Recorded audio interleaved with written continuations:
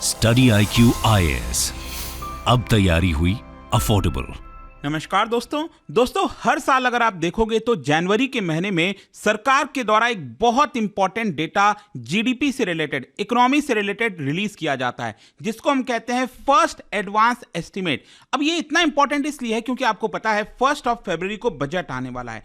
तो जो पूरा बजट होता है उसमें जो इंपॉर्टेंट नंबर्स होते हैं वो काफी हद तक डिटरमाइन किए जाते हैं by this first advance estimate of GDP. तो यहां पर आप देख सकते हो India GDP growth pegged at 7.3% for FY24, मतलब कि जो अभी करंट फाइनेंशियल ईयर चल रहा है 2023-24 का, इसका जो जीडीपी एस्टिमेट रखा गया है फर्स्ट एडवांस एस्टिमेट में वो रखा गया है 7.3%। तो आज मैं आपको इस वीडियो के अंदर डिटेल से बताऊंगा कि ये फर्स्ट एडवांस एस्टिमेट का मतलब क्या होता है, ये कैलकुलेट कैसे किया जाता है और इतना सिग्निफिकेंट क्यों है, कैसे ये मदद करेगा। आपको बहुत मदद मिलने वाली है इस पूरे वीडियो से। चलिए आगे बढ़ते हैं, लेकिन उससे पहले मैं आपको एक इंपॉर्टेंट चीज बता दूं। हमारा जो आरबीआई ग्रेड बी का जो पूरा बैच है वो स्टार्ट हो रहा है दोस्तों। अगर आप आरबीआई ग्रेड बी का एग्जाम देने वाले हैं 2024 में, जो कि काफी प्रेस्टिजियस जॉब होता है, तो उसके लिए बैच हमारा ले सकते हैं हमारे वेबसाइट ऐप पर जाकर, या फिर कमेंट सेक्शन में लिंक है और यूज करना है आपको कोड अंकित लाइव, ताकि सबसे कम दाम पर आपको यह बैच मिल जाए। पूरी तैयारी जो आरबीआई ग्रेड बी की होती है वो आपको इसके अंदर कराई जाएगी। और इसके अलावा यहां पर जो जीएस फाउंडेशन हो गया, यूपीएससी और एसआईपी का, वो तो चल ही रहा, और आज से ही हमारा एसआईपी का बैच स्टार्ट हो रहा है, डोंट फॉरगेट दैट। और इसके साथ साथ अगर आप एमसीक्यूज अटेम्प्ट करना चाहते हैं तो मेरे इंस्टा पेज पर जा सकते हैं, वहां पर स्टोरीज में जितने भी एमसीक्यूज हैं उसको आप अटेम्प्ट कर पाएंगे। चलिए शुरुआत करते हैं और सबसे पहले ये देखते हैं कि ये जो फर्स्ट एडवांस एस्टिमेट है ये रिलीज कौन करता है। देखो, सरकार के अंदर आपको पता होगा ministry of statistics and programme implementation के बारे में, और इसके अंदर होता है नेशनल स्टैटिस्टिकल ऑफिस, जिसको हम NSO कहते हैं। इनके द्वारा ये फर्स्ट एडवांस एस्टिमेट निकाला जाता है, और ये आप देख सकते हो कल ही इसके बारे में बताया गया है ऑफ 2023-24। अब 2023-24 क्यों? क्योंकि आपको पता है फाइनेंशियल ईयर हमारा स्टार्ट होता है 1 अप्रैल से, तो 2023 का 1 अप्रैल से लेकर 31 मार्च ऑफ 2024 ये हमारा फाइनेंशियल ईयर है। हम इसी के जीडीपी की बात कर रहे हैं। अब क्वेश्चन यहां पर यह है कि इसका मतलब क्या है, what do you mean by first advance estimate. देखो, किसी भी फाइनेंशियल ईयर के लिए जो ministry of statistics and programme implementation है उनके द्वारा रेगुलर एस्टिमेट्स दिए जाते हैं जीडीपी से रिलेटेड, और जो पहला एस्टिमेट होता है ना उसको कहा जाता है फर्स्ट एडवांस एस्टिमेट। मतलब पूरे साल भर का 2023-24 का हमारा जीडीपी क्या रहेगा, क्या होने वाला है, उसके लिए अलग अलग एस्टिमेट आएंगे। जैसे कि इसका जो सेकंड एडवांस एस्टिमेट है दोस्तों, यूजुअली 26 फरवरी को दिया जाता है, लेकिन इस बार क्या आपको पता है ये लीप ईयर है, और इस बार 29 फरवरी को सेकंड एडवांस एस्टिमेट आएगा। अब देखिए यहां पर प्रॉब्लम क्या होती है। प्रॉब्लम यह है क्योंकि आपको पता है 2023-24 का जो पूरा फाइनेंशियल ईयर है अभी खत्म थोड़ी हुआ है, ये तो खत्म होगा 31 मार्च को, लेकिन उसके पहले ही एडवांस में एस्टिमेट लगाना, ठीक है, उसी को हम कहते हैं first advance estimate. I hope आपको समझ में आ गया होगा। और यहां पर यूजुअली क्या होता था कि हर साल 7 जनवरी को यह रिलीज किया जाता था फर्स्ट एडवांस एस्टिमेट, लेकिन क्या है 7 जनवरी इस बार संडे पड़ रहा है, और इसीलिए फ्राइडे को ही यहां पर 5 जनवरी को ही इस बार ये रिलीज कर दिया गया है। इसके साथ साथ जैसा कि मैं आपको बोल भी रहा था कि जो बजट आएगा 1 फरवरी को, जो बजट निकाला जाएगा सरकार के द्वारा, उसमें सरकार अलग अलग एलोकेशन करेगी। यहां पर जो फाइनेंस मिनिस्ट्री है वो डिसाइड करेगी कि एग्रीकल्चर मिनिस्ट्री को कितना देना है, डिफेंस मिनिस्ट्री को कितना देना है,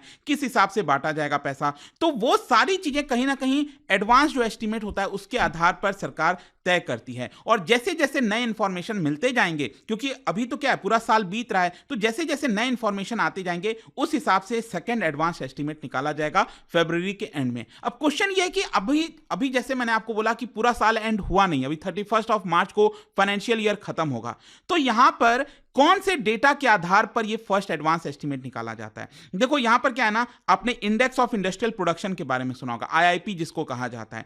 तो अप्रैल से लेकर अक्टूबर के बीच में आईआईपी कैसा रहा, ये 2019 हटा दीजिएगा, ये हम बेसिकली 2023 की बात कर रहे हैं, ठीक है। फिर इसके अलावा यहां पर जो क्रॉप का प्रोडक्शन है उसमें क्या एस्टिमेट निकाला गया है। इसके अलावा जो सेंट्रल और स्टेट के जो अकाउंट्स होते हैं, सेंट्रल गवर्नमेंट के और स्टेट गवर्नमेंट के जो अलग अलग देश के अंदर हैं, उनका इस समय अकाउंट्स कैसा चल रहा है, उन्होंने कितना खर्च किया, किया, कितना सेविंग्स किया, तो उस हिसाब से डिसाइड किया जाता है। और फिर साथ साथ यहाँ पर जो लिस्टेड फर्म्स हैं, मतलब कि जैसे स्टॉक एक्सचेंज हो गया, उसके अंदर Bombay stock exchange, national stock exchange, उसमें जो लिस्टेड स्टॉक एक्सचेंज है उनका परफॉर्मेंस कैसा रहा है फर्स्ट क्वार्टर में और सेकेंड क्वार्टर में, ये सारी चीजें देखी जाती हैं। इसके अलावा यहाँ पर रेलवे में जो पैसेंजर्स की ग्रोथ है वो कितनी हुई है, फ्रेट की ग्रोथ, अर्निंग्स कितनी हुई है रेलवे की, एयर कार्गो आपने देखा होगा एयरलाइंस काफी तेजी से ग्रो कर रहा है, बहुत सारे लोग अब यात्री जो हैं एयरलाइंस प्रेफर करते हैं, प्लेन से जाना चाहते हैं। तो ये इस तरह की बहुत सारी चीजें होती हैं। इनफैक्ट जैसे कार सेल्स हो गया, इन सारे चीजों को कैलकुलेट किया जाता है, देखा जाता है और उसके हिसाब से ये जो फर्स्ट एडवांस एस्टिमेट है वो निकाला जाता है और बताया जाता है। ठीक है, आई होप कि अब आपको चीजें समझ में आ गई होंगी कि फर्स्ट एडवांस एस्टिमेट क्या होता है। अब क्वेश्चन ये है कि इस बार का फर्स्ट एडवांस एस्टिमेट क्या कहता है। इस बार का फर्स्ट एडवांस एस्टिमेट ये कहता है कि करंट फाइनेंशियल ईयर में 2023-24 में जो हमारी जीडीपी रहने वाली है वो 7.3% रहने वाली है। अब देखो यहां पर जब हम 7.3% की बात कर रहे हैं तो ये बेसिकली मैं आपको बता रहा हूं अबाउट द रियल जीडीपी, मतलब इन्फ्लेशन हटाकर। आप देख सकते हो जब हम जीडीपी का फॉर्मूला की बात करते हैं ना, जीडीपी का फॉर्मूला क्या होता है, C+I+G+NX, मतलब कि प्राइवेट कंजम्पशन, प्राइवेट इन्वेस्टमेंट और गवर्नमेंट एक्सपेंडिचर, ये तीन इंपॉर्टेंट चीजें होती हैं। तो यहां पर इस चार्ट को अच्छे से देखिए, ये कल ही सरकार ने रिलीज किया है। यहां पर अगर आप देखोगे 2022-23 में हमारी जीडीपी कितनी रही थी, ये रहा था 160 लाख करोड़ के आसपास, 160 लाख करोड़। और 2023-24 में जो फर्स्ट एडवांस एस्टिमेट है वो क्या कह रहा है कि हमारी जीडीपी 171 लाख करोड़ होने वाली है। तो 160 से 171 लाख करोड़, तो ये कितना का जंप हुआ, ये जंप हुआ 7.3% का। तो इसीलिए हम कहते हैं इसको, जो हमारी करंट फाइनेंशियल ईयर की जीडीपी ग्रोथ रेट है वो 7.3% रहेगी। अब देखिए इसके अंदर क्या होता है, जैसे मैंने आपको बोला जीडीपी के अंदर होता है प्राइवेट कंजम्पशन कितना हो रहा है, मतलब 171 लाख करोड़ में से यहां पर 97 लाख करोड़ ये क्या है, ये प्राइवेट कंजम्पशन को दिखाता है। मतलब कि ओवरऑल जीडीपी में अगर आप देखोगे तो जो सबसे ज्यादा कंट्रीब्यूशन होता है, जो वेटेज होता है वो बेसिकली इसी का होता है, दैट इज 56.9%, मतलब 57% अकेले वेटेज जो है वो कहां से आता है, प्राइवेट कंजम्पशन। और प्राइवेट कंजम्पशन का मतलब ये हुआ जब हम बाजार जाते हैं, कोई चीज खरीदते हैं, रेस्टोरेंट में जाते हैं, कार लेते हैं हम लोग, तो जितनी भी ये चीजें होती है ना उसको प्राइवेट कंजम्पशन कहा जाता है। तो सबसे ज्यादा यही मैटर करता है। अगर प्राइवेट कंजम्पशन गिरेगा तो ओवरऑल हमारी जीडीपी पर बहुत बड़ा इंपैक्ट आएगा। फिर दूसरे नंबर पर आप देख सकते हो यहां पर होता है 35% के आसपास, ये है आपका इन्वेस्टमेंट, जो प्राइवेट इन्वेस्टमेंट होता है ना, देश में कितनी फैक्ट्रीज लग रही हैं, जो अलग अलग बड़ी कंपनीज हैं, रिलायंस, अडानी, जितने भी देश के अंदर कंपनीज हैं जो इन्वेस्टमेंट कर रही हैं, वो उसको दर्शाता है। और गवर्नमेंट जो एक्सपेंडिचर करती है वो लगभग 9 से 10% के आसपास होता है, ये आप देख सकते हो।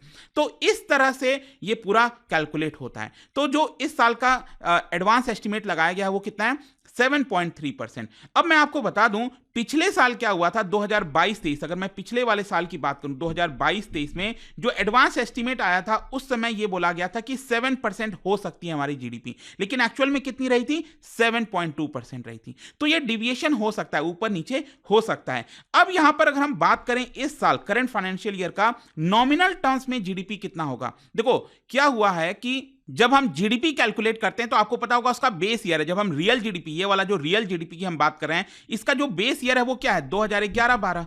लेकिन ये तो रियल जीडीपी हो जाता है ना जब हम बेस ईयर से कैलकुलेट करते हैं। अगर हम करंट फाइनेंशियल ईयर में जो इस समय इन्फ्लेशन चल रहा है उसके साथ जीडीपी कैलकुलेट करेंगे, इसको नॉमिनल जीडीपी कहा जाता है। तो हमारी नॉमिनल जीडीपी 8.9% होने वाली है। और जहां तक ग्रॉस वैल्यू एडेड है, देखो एक होता है जीडीपी और दूसरा होता है जीवीए, ग्रॉस वैल्यू एडेड। देखो जीडीपी क्या दर्शाता है, जीडीपी डिमांड साइड को दर्शाता है। मतलब मैंने आपको क्या बोला, कंजम्पशन। तो हम और आप क्या करते हैं, मार्केट जाते हैं, डिमांड करते हैं, कोई चीज खरीदते हैं, वैसे ही सरकार भी डिमांड करती है, खर्च करती है। तो जीडीपी बेसिकली डिमांड साइड को दिखाता है। और जो जीवीए है ना, ये बेसिकली सप्लाई साइड को दिखाता है। जैसे एग्रीकल्चर में कितना प्रोडक्शन हुआ, माइनिंग में कितना प्रोडक्शन हुआ, तो उसके हिसाब से अगर आप देखोगे इस साल का जीवीए रहने वाला है 6.9%। तो क्या होता है, जो प्रोडक्शन हो गया उसके बाद टैक्स लगता है, सरकार सब्सिडी देती है, उसके हिसाब से फाइनली आपका जीडीपी निकल कर आता है। जाता है। तो ये सप्लाई साइड को दिखाता है जीबीए, और जो जीडीपी है वो बेसिकली डिमांड साइड को दिखाता है। अब यहां पर इसका सिग्निफिकेंस क्या है, मतलब ये जो हमें 7.3% इस बार आया है,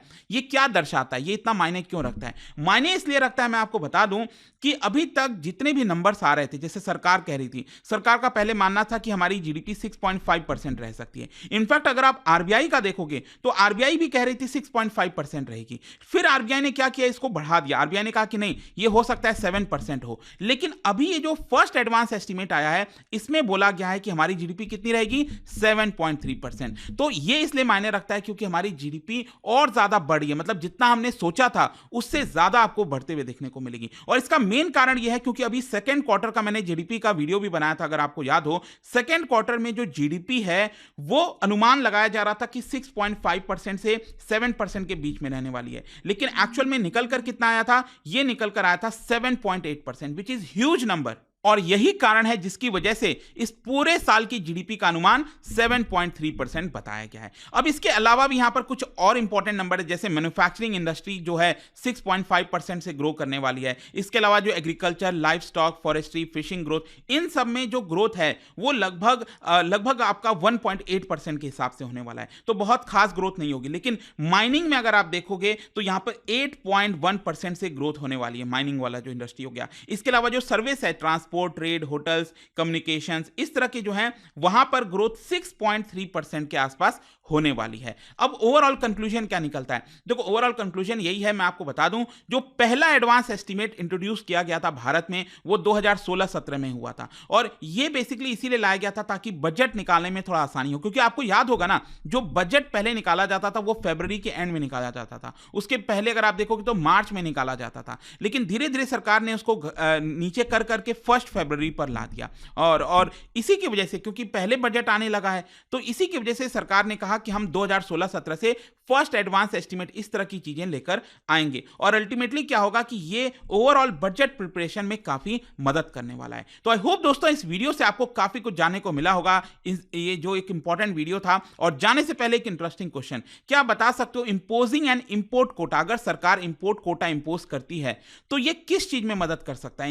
इन ऑप्शंस में से आपको बताना है। इसका राइट आंसर आप सबको पता है, मेरे इंस्टाग्राम पर तो मिलेगा ही, वहां पर अगर आप नहीं हो कोई बात नहीं, टेलीग्राम से ले सकते हैं इसका सही उत्तर। मैं कई सारे जो एमसीक्यूज हैं वो यहां पर स्टोरीज में डालता रहता हूं। बाकी अगर आपको पीडीएफ चाहिए तो टेलीग्राम पर आइए, अलग अलग सोशल मीडिया पर आप जुड़ पाओगे। और जैसा मैंने आपको बताया, अगर आप यूपीएससी की तैयारी कर रहे हो, कोई भी बैच लेना चाहते हैं, and remember RBI grade B का जो एग्जाम है वो होने वाला है इस साल, तो उसके लिए बैच लॉन्च हो रहा है स्टडी आईक्यू पर। Don't miss that if you want to prepare for RBI grade B. Study IQ पर आपको जो पूरा कंप्लीट प्रिपरेशन होता है वो उस बैच से मिलेगा। You simply have to go to our website या फिर ऐप में या फिर कमेंट सेक्शन में लिंक है, और यूज करना है कोड अंकित लाइव ताकि आपको मैक्सिमम डिस्काउंट मिले। आई होप कि वीडियो आपको पसंद आया होगा। मिलता हूं आपसे next time. Till then, thank you very much, see you soon.